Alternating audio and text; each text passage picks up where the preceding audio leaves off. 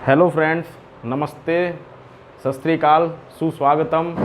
मैं प्रमांशु आपका अपने चैनल सक्सेस मेनिया में स्वागत करता हूं। जैसा कि हम लोगों ने अपने प्रीवियस लेक्चर में हम लोगों ने एक टॉपिक डिस्कस किया है। हम लोगों का एक टॉपिक चल रहा है खिलजी वंश। क्या टॉपिक चल रहा है? खिलजी वंश। उसमें खिलजी वंश में जो टॉपिक चल रहा है वो कौन सा टॉपिक चल रहा है? अलाउद्दीन खिलजी। कौन सा टॉपिक चल रहा है? अलाउद्दीन खिलजी। अगर आप पहली बार इस वाली वीडियो को देख रहे हैं तो मैं आपसे रिक्वेस्ट करूंगा कि आप इससे पहली वाली वीडियो को देखिए, क्योंकि ये जब आप सीक्वेंस में देखेंगे तभी आपको एक कॉन्सेप्ट बिल्ड होगा और आपको मालूम पड़ेगा कि अगर कोई भी चीज़ रिलेट करके पढ़ी जाए तो ज़्यादा समझ में आती है। ठीक है, तो आइए हम स्टार्ट करते हैं। तो हम लोगों ने कौन सा टॉपिक डिस्कस किया है या कौन सा टॉपिक स्टार्ट किया है? अलाउद्दीन खिलजी। हम लोगों ने पिछले लेक्चर में उसका वास्तविक नाम पढ़ा था, कहाँ कहाँ उसने अभियान करे थे, कहाँ कहाँ उसने जीत करी थी, कौन सा उसको एक गुलाम प्राप्त हुआ था, वो भी अपने आप में एक योद्धा था जिसने अकेले ही कई अभियानों को पूरा किया था। मलिक काफूर के नाम से हम जानते थे। कई डिपार्टमेंट भी बनवाए गए, कई रियासतें भी बनवाई गई, नगद वेतन दिया गया अपने सैनिकों को। तो हम लोगों ने ये सब पॉइंट को डिस्कस किया है। उससे आगे का जो हम डिस्कस करेंगे वो आज वाली क्लास में करेंगे, जिसमें मैंने यहाँ पे कुछ पॉइंट्स को लिखा हुआ है।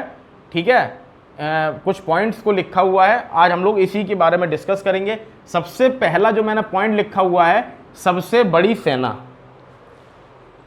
क्या पॉइंट लिखा हुआ है? सबसे बड़ी सेना। तो पूरे दिल्ली सल्तनत में अलाउद्दीन खिलजी ने सबसे बड़ी सेना रखी है या रखी थी।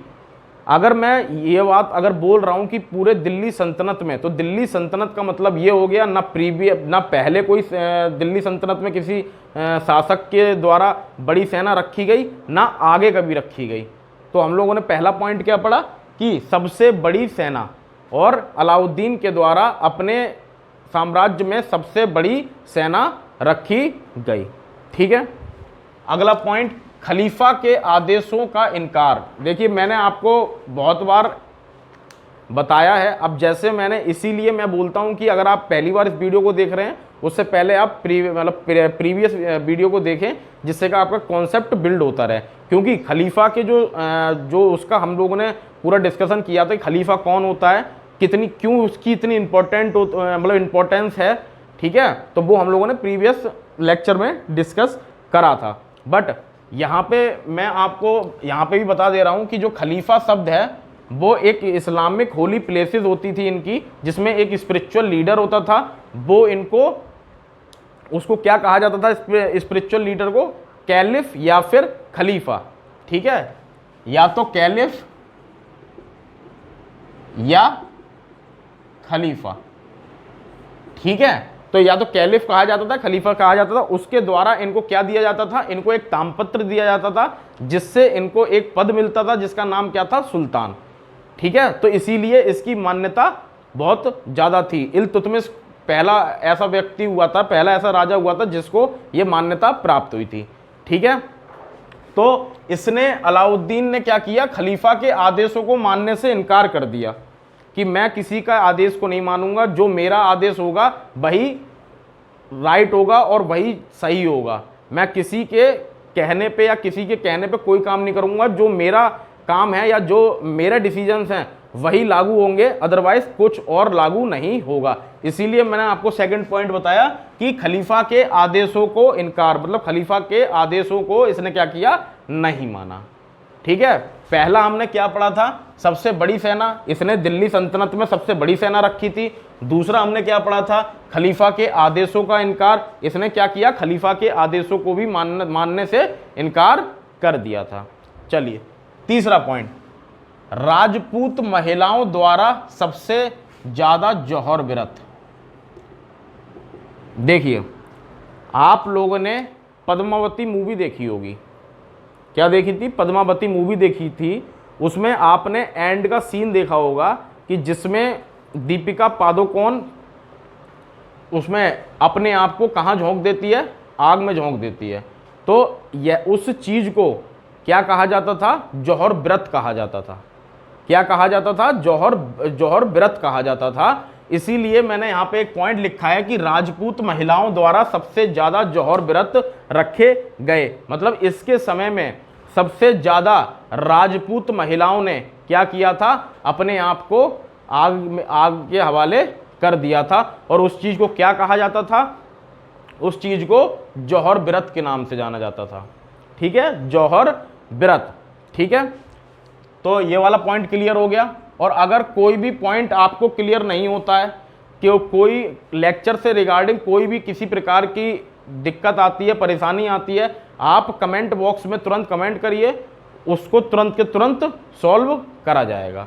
ठीक है, तो ये वाला पॉइंट क्लियर हो गया। राजपूत महिलाओं द्वारा सबसे ज्यादा जौहर व्रत रखे गए। अगर क्वेश्चन कोई पूछ ले कि किसके समय में राजपूत महिलाओं ने सबसे ज्यादा जौहर व्रत रखे थे, तो किसके समय में रखे थे? अलाउद्दीन खिलजी के समय में। ठीक है, अगला मशहूर जौहर व्रत पद्मावती। जैसा कि आपने वही मूवी देखी होगी पद्मावती, उसमें राजपूत महिलाओं द्वारा जौहर व्रत तो रखे गए, उसमें सबसे ज्यादा फेमस कौन सा हुआ? सबसे ज्यादा जो जौहर व्रत जो फेमस हुआ था उसका नाम क्या था? रानी पद्मावती वाला या फिर पद्मावती। ठीक है, और ये कहां की रानी थी? ये थी queen of Chittor. Queen of Chittor. ठीक है, कभी कभी ये भी क्वेश्चन आ जाता है कि रानी पद्मावती कहां की रानी थी, तो कहां की रानी थी? Queen of Chittor. ठीक है, मैंने यहां पे एक बार दोबारा मैं आपको डिस्कस कर दे रहा हूं। राजपूत महिलाओं के द्वारा सबसे ज्यादा जौहर व्रत रखे गए थे। उन सब जौहर व्रतों में सबसे ज्यादा जो फेमस हुआ था या जो सबसे ज्यादा सुर्खियों में आया था वो कौन सा था? पद्मावती या रानी पद्मावती का जौहर व्रत। और रानी पद्मावती कहां से बिलोंग करती थी या ये कहां की रानी थी? तो ये चित्तौड़ की रानी थी। ठीक है, क्वीन ऑफ चित्तौड़। ठीक है, अगला पॉइंट मलिक मोहम्मद जैसी। मलिक मोहम्मद जैसी कौन थे? ये मलिक मोहम्मद जैसी ये एक कवि थे। ये एक कवि थे और इन्होंने क्या किया था? इन्होंने एक कविता लिखी थी। क्या लिखी थी? एक कविता लिखी थी जिसका नाम क्या था? पद्मावत। जिसका नाम क्या था? पद्मावत।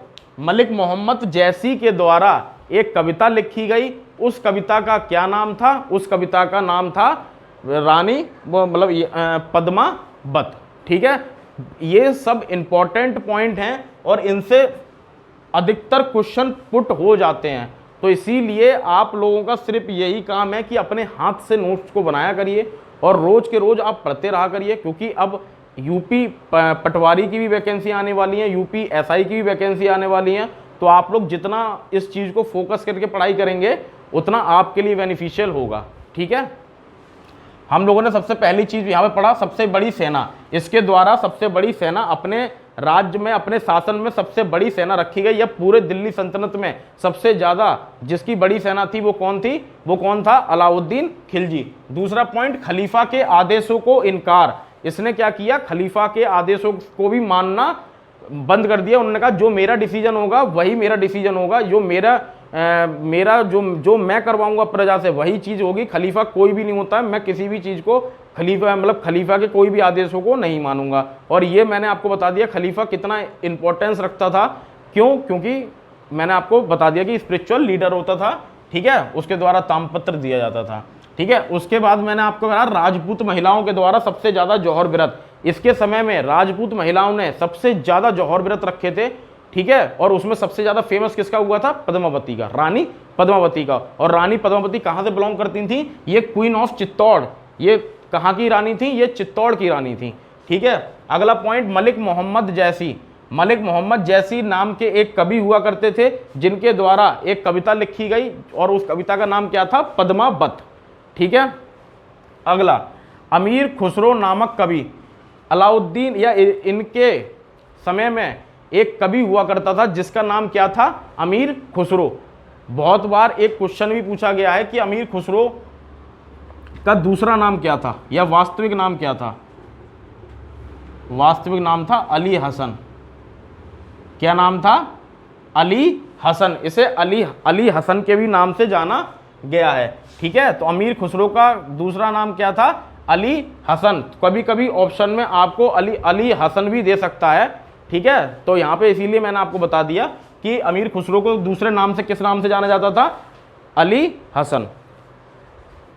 अब यहाँ पे एक पॉइंट अमीर खुसरो से रिलेटेड ही मैं आपको यहाँ पे ही बता दे रहा हूँ। अमीर खुसरो के द्वारा बहुत से आविष्कार किए गए। अमीर खुसरो के द्वारा बहुत से आविष्कार किए गए। जैसे इसने किस किस आविष्कार, मतलब कौन कौन से आविष्कार करे थे? सितार का आविष्कार इसने करा, तबला का आविष्कार इसने करा,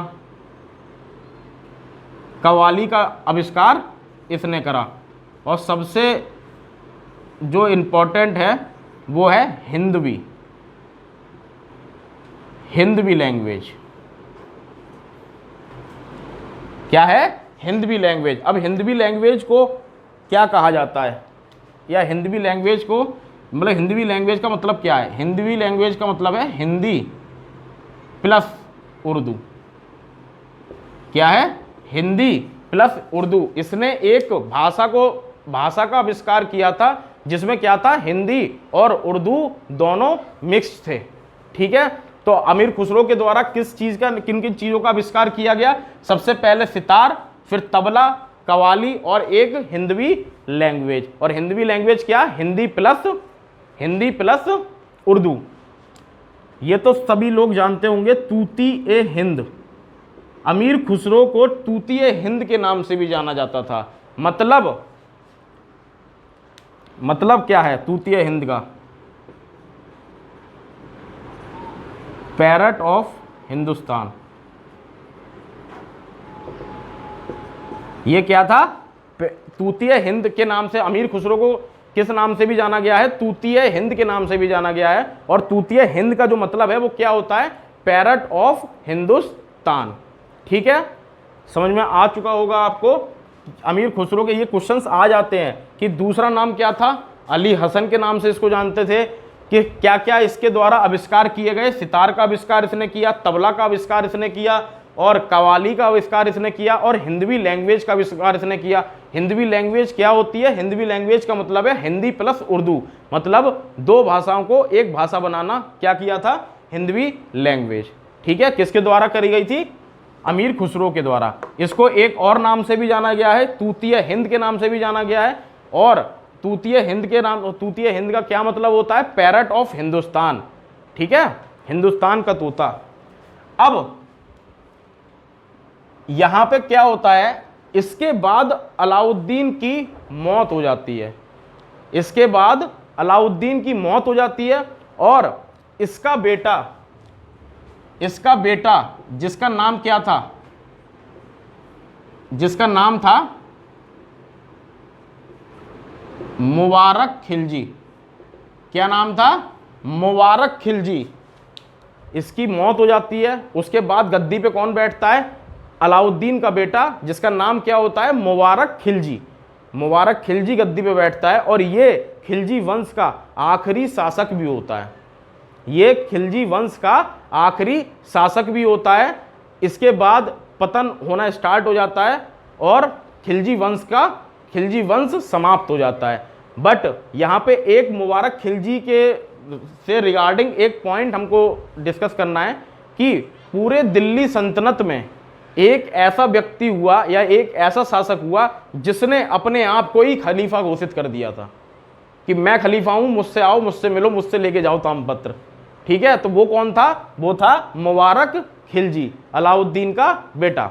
ठीक है, मैंने आपको क्या बताया कि अलाउद्दीन की मौत के बाद इसका बेटा मुबारक खिलजी गद्दी पे बैठता है, और उसके बाद और वो आखिरी शासक होता है दिल्ली खिलजी वंश का। इसके बाद खिलजी वंश का पतन स्टार्ट हो जाता है और खिलजी वंश समाप्त हो जाता है। लेकिन मैंने एक पॉइंट और भी बताया था कि पूरे दिल्ली सल्तनत में एक ऐसा शासक हुआ जिसने अपने आप को ही खलीफा घोषित कर दिया था कि मैं ही खलीफा हूं। ठीक है, यहाँ पे हमारा खिलजी वंश समाप्त होता है। आई होप आपको समझ में आया होगा। आपसे बस यही हमारी रिक्वेस्ट रहती है कि आप ज़्यादा से ज़्यादा इस चैनल को सब्सक्राइब करिए, शेयर करिए, जिससे कि आप सब लोगों को इस चैनल का बेनिफिट मिल सके और आप लोग घर बैठे एक अच्छी एजुकेशन को पा सकें। हम लोग पूरा यहाँ पे जीके से रिगार्डिंग पूरा कोर्स कराएंगे आपके लिए।